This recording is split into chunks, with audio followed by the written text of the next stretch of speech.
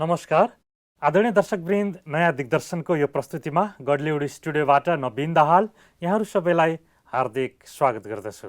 दर्शकवृन्द, विगत केही श्रृङ्खलादेखि हामी सन्तुलित जीवनका लागि नशामुक्त जीवन शीर्षकमा रहेर चर्चा गरिरहेका छौँ। आज पनि हामी लागु पदार्थको दुर्व्यसनबाट कसरी मुक्त रहन सक्छौँ, अहिले हाम्रो परिवार, हाम्रो समाज, विश्वलाई नै यो लागु पदार्थले धेरै विकराल अवस्थामा पुर्याइसकेको छ। यो अवस्था कस्तो छ र यसबाट कसरी हामी निराकरण प्राप्त गर्न सक्छौँ, यो विषयमा आज हामी चर्चा गर्छौँ। यसका लागि ब्रह्माकुमारी राजयोग सेवा केन्द्र नेपालका वरिष्ठ राजयोग प्रशिक्षक राजयोगी ब्रह्माकुमार रामसिंह ऐर हामीसँगै रहनुहुन्छ। उहाँलाई स्वागत गरौँ। रामसिंहजी, आजको प्रस्तुतिमा स्वागत छ। ओम शान्ति, धन्यवाद। ओम शान्ति। विगत केही प्रस्तुतिदेखि हामीले हाम्रो सन्तुलित जीवनका लागि, सफल जीवनका लागि, यो नशा मुक्ति हुनको लागि, नशाबाट मुक्त हुनको लागि, लागु पदार्थबाट मुक्त हुनको लागि हामीले के गर्न सक्छौँ भन्ने विषयमा चर्चा गरिरहेका छौँ।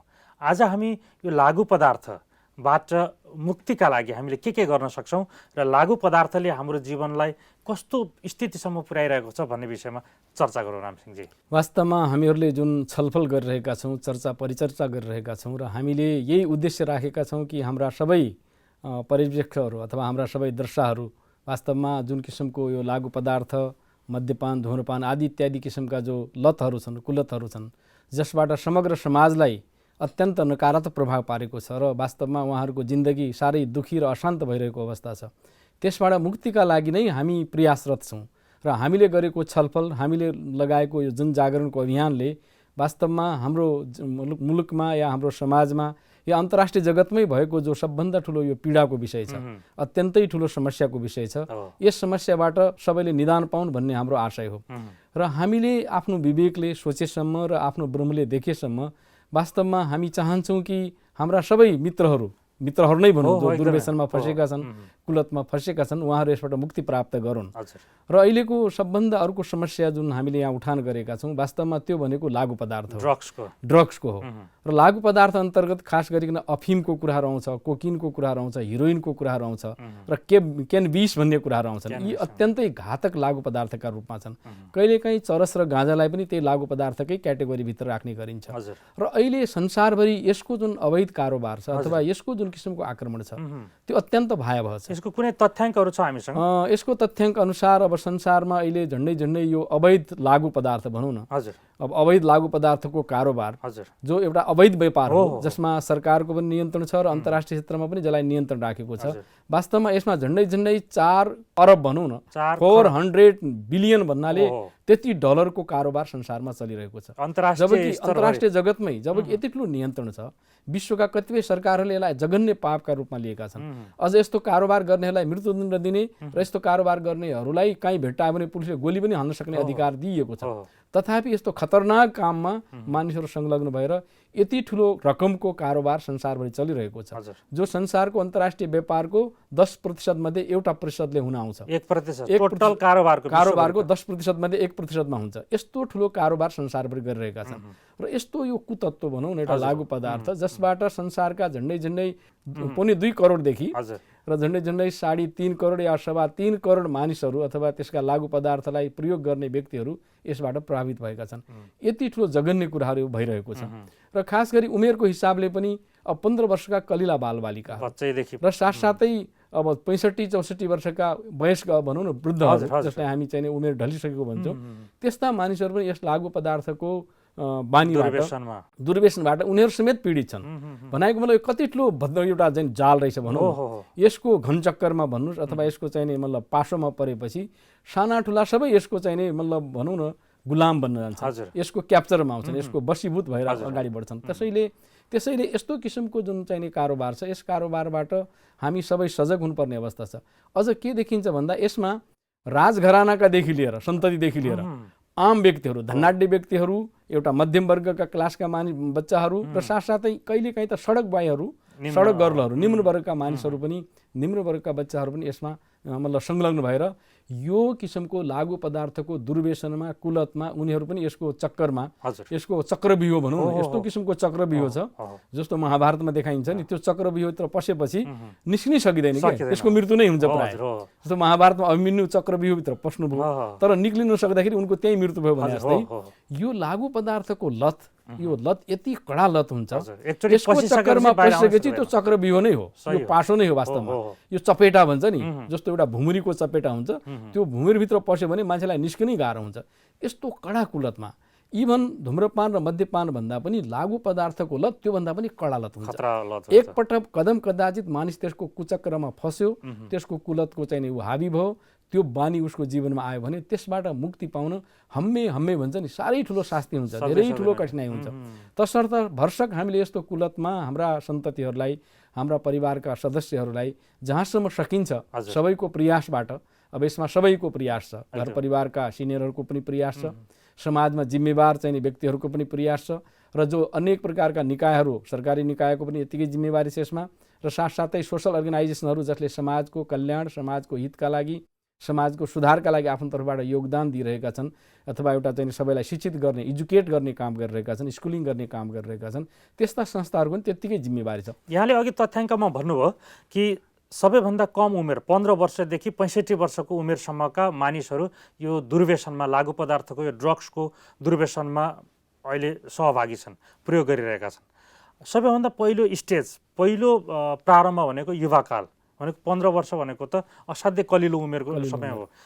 यहाँदेखि अब हामी यसको चर्चा गर्दै जाउँ यी बच्चाहरूमा यी युवा युवतीहरूमा कसरी यसको प्रभावको प्रारम्भ हुन सक्छ हामी यसको अध्ययनबाट के भन्न सक्छौँ एउटा के भन्छ भने एउटा त देखासिकी पनि हो एउटा कम्पनी पनि हो हेर्नुहोस् आजभोलि बच्चाहरूको साथी मित्रहरू भाइहरूको जुन किसिमको चाहिँ एउटा आपसमा भेटघाट हुन्छ एउटा के भनाइ छ भने बच्चाहरू कहिलेकाहीँ देखासिकी र आफ्नो साथीभाइहरूको चक्करमा आउँछ हजुर किन साथीभाइ उनीहरूको आफ्नो किसिमको टिनेजरहरूको एउटा ग्रुप हुन्छ त्यो ग्रुपसँग मिसिँदाखेरि त्यहाँ कहीँ कतै उनीहरूको चाहिँ कुसङ्गतवाला व्यक्ति भेटिन्छ भने त्यो साथीभाइको लहलहीमा आएर साथीभाइले फकाउने काम गर्छ नि यार यसको यस्तो टेस्ट हुन्छ यति राम्रो हुन्छ यो खाएपछि यति आनन्द आउँछ अनेक किसिमका बहाना गराएर उसलाई चाहिँ त्यतापट्टि टेम्पटेसन जागृत गर्ने हुन्छ होइन अभिरुचि बढाइदिने कि त्यतापट्टि उसलाई चाहिँ तल लगाइदिने काम गर्छ त्यो हिसाबले पनि एउटा हुन्छ त्यही भएर सबभन्दा ठुलो कम्पनीको कुरा हो कि एउटा भनाइ के छ भने कसैले भगवानलाई पुकार गर्यो कि कसरी पुकार गर्यो भने त्यसलाई अङ्ग्रेजीमा के भन्छ भन्दा god save me from my friends I will take care myself with my enemies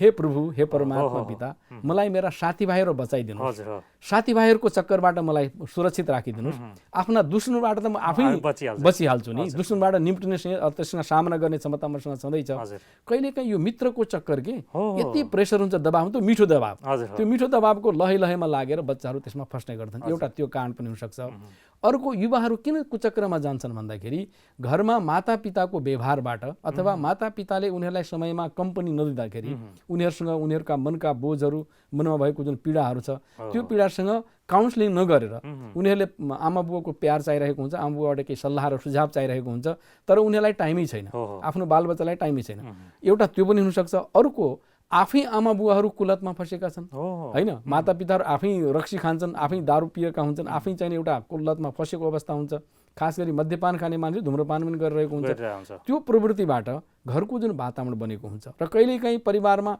आपसी सम्बन्धमा तिक्तता हुन्छ खास गरी श्रीमान र श्रीमतीको बिचमा जुन किसिमको झमेला हुने झगडा हुनसक्छ श्रीमानले अत्याधिक मादक पदार्थ सेवन गरेको हुनसक्छ त्यसले गर्दा श्रीमतीलाई उसले परिताडना गर्ने अथवा दुःख दिने काम गरिरहेको हुन्छ र त्यो अवस्थामा बच्चाहरूले त्यो पीडा त्यस किसिमको माहौल देखिरहेका हुन्छन् र दुईटैको व्यवहार आमा र बुवाको बिचमा भएको लडाईँ झगडाबाट बच्चाहरू तर्सिन्छन् उनीहरू एउटा नयाँ किसिमको पीडा पैदा हुन्छ अनि उनीहरू आफ्नो पीडालाई मुक्त हुनुको लागि पीडाबाट आफूलाई कसरी सेभ गर्न सकिन्छ भन्नका लागि यस्ता कुलत गर्ने यस्ता दुर्व्यसनहरू रियलमा के भन्छ भने मनोवैज्ञानिकमा उसमा यस्तो चाहिँ कुलतले जतिखेर मानिसहरूको मनमा आवेग पैदा हुन्छ मानिसको मनमा उत्तेजना पैदा हुन्छ भित्र मानिस चाहिँ कुनै ट्रोमा भनौँ न जो ट्रमा पोस्ट ट्रमा स्ट्रेस भन्छ कि कुनै कारणले मनमा परेको पीडालाई तनावलाई कसरी हल गर्ने भन्ने पक्षमा काउन्सिलिङ छैन, शिक्षा छैन, आमा बुवाले प्यार दिएको छैन, कसैले उनलाई सघाउने अवस्था छैन।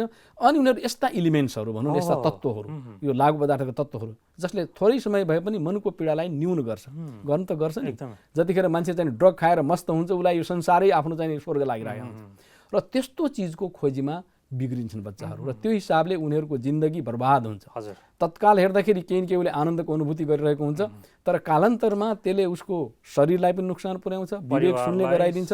उसको जुन क्रिएटिभिटी हो, एउटा बच्चा भविष्यको लागि एउटा राम्रो चाहिँ एउटा रचनात्मक काम गर्ने जो जिम्मेवार हुने हामीले आशाको किरणका रूपमा लिन्छौँ, एउटा भनौँ संसारकै लागि, मुलुककै लागि, समाजकै लागि एउटा योग्य नागरिक बनाउने जो हाम्रो सबैको सपना हुन्छ, त्यो सपना नै बर्बाद भएर जान्छ, किनभने कुलतमा फसिदिन्छ, नराम्रो बानीमा फसिदिन्छ। र त्यसैले यी कारणहरू साथीभाइको चक्करमा, घर परिवारको अवस्था र साथसाथै सुलभ रूपमा प्राप्त हुनु, सुलभ रूपमा प्राप्त हुनु, र त्यसमा कुनै खास त्यति ठुलो नियन्त्रण नहुनु, यी विविध कारणले गर्दाखेरि साना साना उमेरका टिन एजरका भाइ बहिनीहरू पनि यसको चपेटामा पर्छन्। अनि त्यस सँगसँगै बुवा आमाले बच्चाले जति पैसा डिमान्ड गर्छ त्यति पैसा दिने जुन चलन हुँदो रहेछ धनाढ्य वर्गमा, त्यो पैसाको गलत सदुपयोग भएर पनि बच्चाहरू त्यतातिर लाग्ने रहेछन्। त्यो पैसा किन बच्चाहरूले मागिरहेको छ, के कारणले मागिरहेको छ, केमा खर्च गरिरहेका छन्, त्यसको निगरानी यदि बुवा आमाले नगर्ने हो भने बच्चाहरूले, युवाहरूले त्यो पैसालाई लगेर त्यो दुर्व्यसनमा, लागु पदार्थ प्रयोगमा पनि उनीहरूले लगाउने रहेछन्। त्यो पनि पक्कै हो।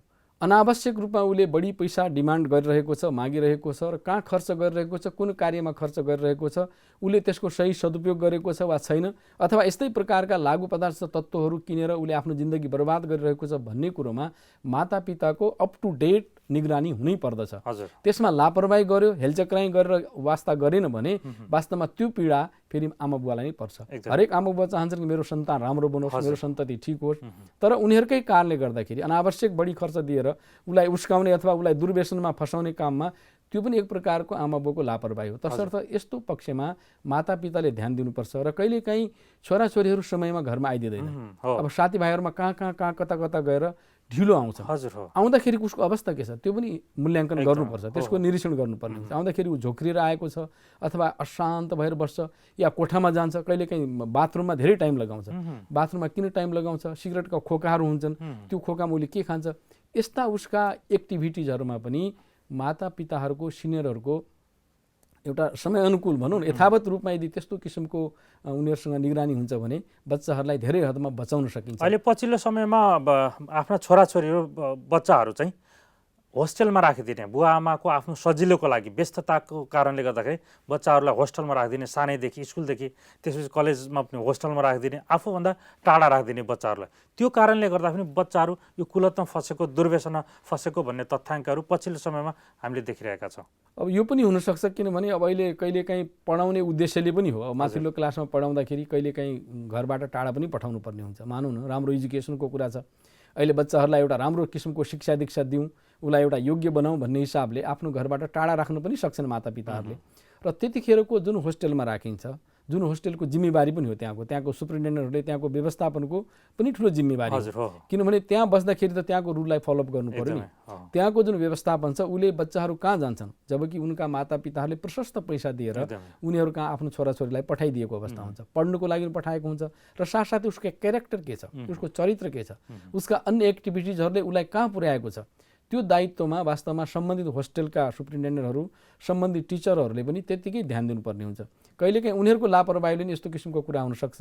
र यसमा अलिकति विद्यार्थी आफै पनि संयमशील हुनुपर्ने हुन्छ। हामी देख्छौँ कहिलेकाहीँ कुनै विद्यार्थी जस्तो सुकै सङ्गतमा भएर पनि त्यसको कुचक्रमा आउँदैन, कुनै विद्यार्थीहरू, कुनै बच्चाहरू सामान्य रूपमै कुचक्रमा आइदिन्छ। र यो अब व्यक्तिगत रूपमा पनि व्यक्तिको स्वभाव र उसको चाहिँ बानी व्यवहारमा पनि डिपेन्ड गर्छ। तथापि सबभन्दा हामीले कुरा गरौँ, अहिलेको भाइटल फ्याक्टर भनेको वातावरण नै हो। वातावरण यदि त्यस्तो छ भने त्यो वातावरणको प्रभावमा बच्चाहरू आइपर्छन् कि, किनभने यो टिनेजर भनेको, युवाकाल भनेको अलिकति जता लड्क्यो त्यतै लड्ने, जता गयो त्यतै चाहिँ घुम्न सक्ने अवस्था भएको हुनाले यो बेला अलिकति जिम्मेवार व्यक्तिहरूले चाहिँ बढी ध्यान दिनु, आमाले, शिक्षकहरूले या जुन स्कुलको होस्टेलमा राखिएको छ त्यहाँ गर्दाखेरि त्यहाँको अभिभावकहरूले यसरी चाहिँ समयमै एउटा विचार पुर्याइदियो भने हामी बचाउन सक्छौँ भन्ने लाग्छ। अब हामी यसका लक्षणका विषयमा चर्चा गरौँ। जसले यो ड्रग्स लिनुहुन्छ, लागु पदार्थ प्रयोग गर्नेहरूको लक्षणहरू के हुन सक्छन्? खास गरी लागु पदार्थ लिने बच्चाहरू एक्लै बस्न रुचाउँछन्। एक्लै घरमा आएर कसैसँग कम्पनी काउन्सिलिङ गर्दैनन्, बोलचालै एक्लै बस्ने, बुवा आमासँग कुरै नगर्ने। यसो आँखाको पनि परिस्थिति हेर्नुपर्ने हुन्छ। उसको झ्याम्म परेको आँखा हुन्छ, आँखाको नानी घट्दै जान्छ होइन, उसको चाहिँ अलिकति स्मेलिङहरू चाहिँ हुँदै जान्छ र उसको कोटमा यसमा केही न केही यस्ता किसिमका मतलब त्यो लागु पदार्थका केही न केही खोलहरू खामहरू यस्तो पाइने यस्ता किसिमका कुराहरू हुन्छन्। र साथसाथै उसले त्यो आजभोलि मेडिकलमा दबाई पनि पाउँछ कि यस्ता किसिमका कुराहरू। कहिलेकाहीँ अब त्यो लागु पदार्थै प्राप्त भएन भने अहिलेको त्यो मेडिकलमा पाइने दबाईहरूको पनि प्रयोग गर्ने काम गर्छन्। इभन त्यो छिपकलीको भन्छ नि त्यसको पुच्छरहरू पनि ल्याउने धेरै प्रकारको कुरा सुनिन्छ कि जिपमा गयो भने धेरै किसिमका सिरिन्जहरू ल्याउने। यस्ता किसिमका खोस्टाहरू सिरिन्जहरू एक्लै बस्ने बानी छ, आमा बुवाको नजिकमा आउँदैन, अलिकति लेट नाइट आउँछ, बाथरुममा बढी टाइम लगाउँछ, अलिकति सानोतिनो कुरामा झर्किएर बोल्छ भने विचार गर्नुहोस् काहीँ न काहीँ कुलतमा मेरो बच्चा फसेको छ, काहीँ न काहीँ यसले कुबाटो अपनाएको छ, कुनै न कुनै लागु पदार्थको चक्करमा फसेको छ भनेर तुरुन्तै आमा बुवाले विचार गरेर काउन्सिलिङ गर्नुपर्छ। सम्बन्धित निकायमा अथवा डाक्टरहरूलाई अथवा साइकोलोजिस्टहरूलाई अलिकति त्यसमा हेलचक्राइ गर्नु हुँदैन। समयमै हामीले पहल गऱ्यौँ भने बच्चालाई बचाउन सकिने चाहिँ अवस्था छ। यदि अलिकति त्यो बानी क्रोनिक भन्छ नि, अलि बानी चाहिँ जीर्ण भइसकेपछि, रिजिड भइसकेपछि फेरि ब्याक गर्न चाहिँ निकै हम्मे पर्छ। जति पनि अहिले समाजका अपराधहरू छन्, चोरी हुने, डकैती हुने, बलात्कार हुने अथवा जे जति अपराधका घटनाहरू छन्, यी चाहिँ सबै लागु पदार्थ नसामा जो युवाहरू डुबेका छन् अथवा नसाहरू लिन्छन्, दुर्व्यसनमा छन्, ड्रग्स लिन्छन्, उनीहरूको कारणले भएको छ भन्ने अधिकांश घटनाहरू आएको छन्। निश्चित रूपमा ड्रगिस्टहरूको मनस्थिति भनेको क्राइम मनस्थिति नै हो। किनभने त्यो यति त्यसको मतलब लत हुन्छ, यति तलतल लाग्छ, कहिलेकाहीँ त्यो धेरै खर्चिलो पनि हुन्छ, महँगो पनि हुन्छ।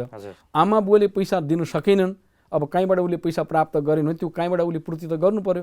त्यसको लागि चोरी चकारी गर्ने, बाटोमा हिँड्दा हिँड्दै लुट्ने। हामीले त काठमाडौँ एकचोटि यस्तो घटना पनि देख्यौँ, विदेशीहरूको महिलालाई 3-4 जना त्यो ड्रग स्टोरले लागेर बलजबस्ती बिचैमा लुटेर लगे। बनाएको मतलब उसलाई त के भने भित्रबाट त्यो यति चाहिँ त्यो तलतलमा हुन्छ, त्यो नपाइकन ऊ छटपटिन्छ। ऊ जे कदम पनि उठाउन सक्छ, कसैलाई छुरी हानिदिनु पनि सक्छ, कसैलाई के गरिदिन सक्छ, लुटिदिन सक्छ, घर परिवारमा पनि घरको कुरा चोरेर लैजान सक्छ, मातापितालाई पनि दुःख दिन्छ, कहिलेकाहीँ मातापितालाई पनि पिटपाट गरेर खल्तीबाट लिएर उसले लैजान सक्छ। त्यसैले यो भनेको धेरै ठुलो घृणित काम हो कि यस्तो कुलतमा फसेका मानिसहरूको मनोवृत्ति अत्यन्त क्राइम मनोवृत्ति हुन्छ। ऊ त्यो चिज नपाउँदाखेरि जस्तो सुकै किसिमको कदम उठाएर उसले जघन्यभन्दा जघन्य पाप कर्म पनि गर्न सक्छ। तसर्थ यो त वास्तवमा हो।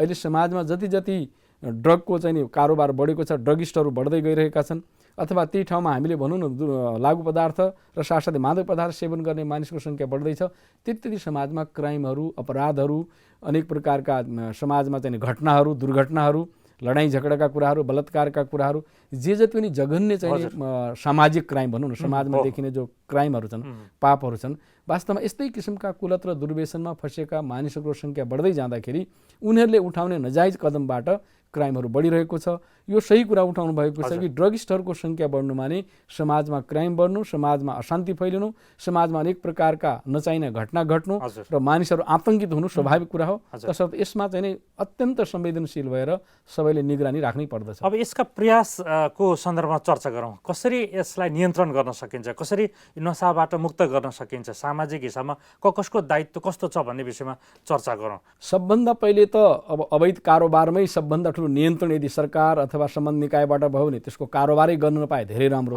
सप्लाई नै भएन भने त खाने मान्छे नै हुँदैन। अब रह्यो कुरो के भने जाने अनजाने जतिसुकै प्रयास गर्दाखेरि पनि यो भन्छ नि बाटो निक्लिन्छ कि चोरको बाटो झन् बढी निक्लिन्छ अरे भने जस्तै। अब प्रहरीले गर्ने चाहिँ त्यो इन्टेलिजेन्टहरूले गर्ने भन्दा तिनीहरू त्योभन्दा पनि चलाक भएर अर्कै काम गर्छ।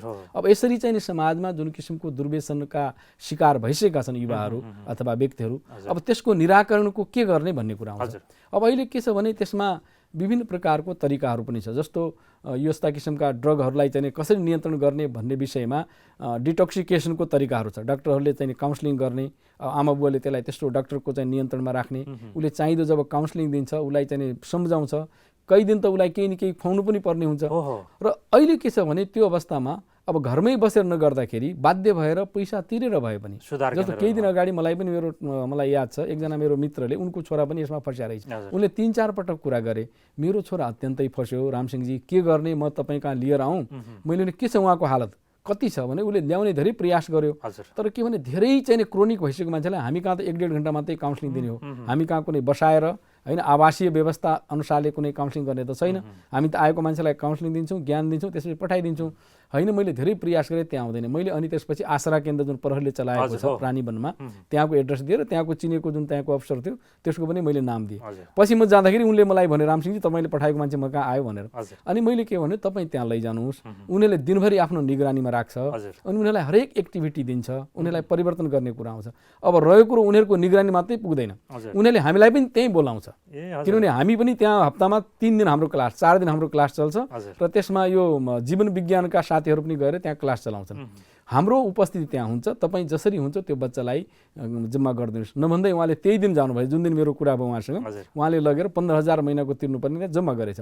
भोलिपल्ट मेरो क्लास थियो वास्तवमा। हेर्दाखेरि वास्तवमा त्यहाँ मैले विद्यार्थीलाई हेरेँ, त्यहाँका मतलब ड्रगिस्ट केटाहरूलाई, सबै यङ छन्। हेर्नुहोस्, सबै ग्रेजुएसन पढ्ने छन्, कोही मास्टर डिग्री पढ्ने छन्, राम्रो घरानाका मानिसहरू छन्, हुने खाने घरानाका भनौँ न, पैसा पानी सबै भएका मानिसहरू छन्। त्यस्ता बच्चाहरू त्यहाँ जम्मा भएका छन्, भेला भएका। त्यसैले उनीहरूले दिनभरि उनीहरूलाई काम दिन्छ, एक्सर्साइज गराउँछ, खाना पनि लिमिट दिन्छ, त्यो त आफ्नो ठाउँमा छँदैछ। तर मनस्थिति त त्यही हो। बानी भन्छ नि, बानी भनेको त के भने, बानीलाई के भन्छ नि, habit is the second nature भन्छ कि। मानिसको लागेको बानी छुट्नै गाह्रो कि, त्यो एउटा किसिमको स्वभावै बनिसकेको हुन्छ। अब त्यो स्वभाव परिवर्तन भनेको ठुलो कुरा हो। त्यसका लागि स्कुलिङ नै चाहिन्छ, ज्ञान नै चाहिन्छ। र त्यसमा हामीले पनि आफ्नो चाहिने जुन जानेको कुरा छ, योग शिक्षाको विद्याको कुरा छ, र साथसाथै उनीहरूलाई जीवन मूल्यका कुराहरू छन्, त्यस विषयमा हामी बडो राम्रो तरिकाले उनीहरूलाई गर्छौँ। तर के देखिन्छ भने त्यहाँ 1 घण्टा बसाउनु साह्रै गाह्रो हुन्छ। त्यो छटपटी के उठ्नु चाहिँ अगाडि बढाए बस बाबुहरू भने सम्झाउनु पर्यो, प्यारसँग उठ्नै लागेकोलाई बसाउनु पर्ने हुन्छ। मतलब उनीहरूको एकाग्रता नै हुँदैन कि। त्यो नसा खाएको मानिसहरूको मनस्थिति यति छटपटी हुँदो रहेछ, यति मनमा चाहिँ अशान्त हुँदो रहेछ, यति चञ्चल हुँदो रहेछ। एकछिन बसाउनु, 1 घण्टा बसाउनु, आधा घण्टा बसाउनु गाह्रो हुन्छ। तर पनि प्यारले, स्नेहले उनीहरूलाई रोकेर जीवन मूल्यका कुरा हामी गर्छौँ। तपाईँहरूको जीवन कति किम्मती छ, यो कति अमूल्य जीवन परमात्माले तपाईँलाई दिएको छ। तपाईँहरू यस्तो योग्य केटाहरू हुनुहुन्छ, यस्तो यङ जेनेरेसन हुनुहुन्छ, तपाईँहरूलाई कति समाजले होप गरेको छ, तपाईँमाथि कत्रो ठुलो जिम्मेवारी हुन्छ। किन बाबु यस्तोमा फसेको भने बिस्तारै प्यारसँग भन्दाखेरि बडो सुन्छन् पनि। कहिले काहीँ गइहालौँ सर भन्ने कुरो पनि गर्छन् त्यहाँ उनीहरू। होइन एकछिन बाबु भनेर सम्झाउनु पर्ने भने सङ्गीत पनि बजाइदिन्छौँ। त्यसैले यस किसिमका जो पुनर्वास गर्ने केन्द्रहरू छन्, राम्रो भूमिका खेलेको छ। त्यसै गरी बालाजुमा अथवा अरू ठाउँमा पनि विश्वव्यापी रूपमा यस्ता पुनर्स्थापना गरेको छ, यस्ता संस्थाले गरेका छन्।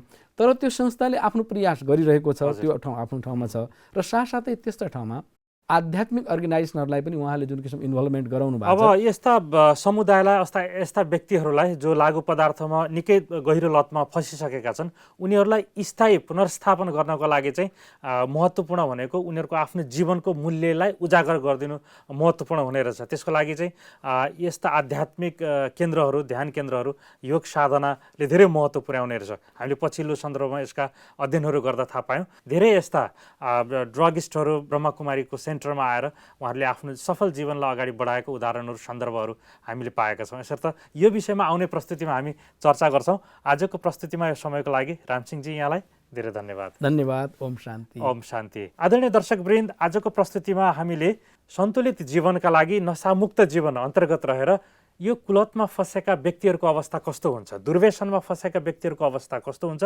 लागु पदार्थका दुर्व्यसनीहरूको सन्दर्भमा केन्द्रित भएर आज हामीले चर्चा गऱ्यौँ। र अब यस्तो दुर्व्यसनमा फसेकाहरूलाई हामीले कसरी स्थायी रूपमा उहाँहरूलाई मुक्त गर्न सक्छौँ, अस्थायी रूपमा होइन, उहाँहरूलाई व्यवस्थापन गर्ने होइन, सम्पूर्ण जीवनलाई सकारात्मक जीवनशैलीमा अगाडि बढाउनको लागि, पूर्ण रूपमा नशामुक्त जीवनयापन गर्नको लागि कसले कस्तो भूमिका निर्वाह गर्न सक्छ, जस अन्तर्गत ब्रह्मकुमारी राजयोग सेवा केन्द्रले के कस्तो भूमिका निर्वाह गरिरहेको छ भन्ने सन्दर्भमा आउने प्रस्तुतिमा हामी चर्चा गर्छौँ। यहाँहरू सबैलाई हेर्नको लागि आग्रह गर्दै नवीन दाहाल बिदा हुन्छु। नमस्कार, धन्यवाद।